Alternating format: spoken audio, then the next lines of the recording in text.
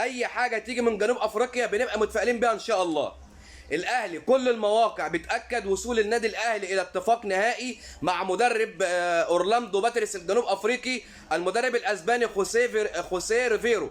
خوسيه ريفيرو ده يا جماعه مدرب اسباني بيلعب كره هجوميه بحته وعنده اتزان دفاعي، والكل بيتكلم عليه اللي هو مدرب طموح وعنده شغف بكره القدم وبيطور اللعيبه.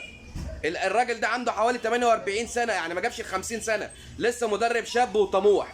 النادي الاهلي بيخلص معاه، او يعتبر النادي الاهلي خلص معاه، والراجل هيوصل القاهره بكره عشان يمضي على العقود.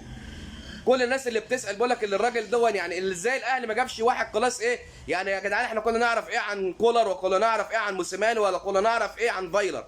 الراجل الكل بيتكلم عليه ورجع اورلاندو باتريس على الخريطه في جنوب افريقيا، وكلنا اتفرجنا عليه.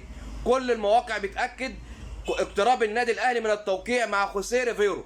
بالتوفيق ان شاء الله.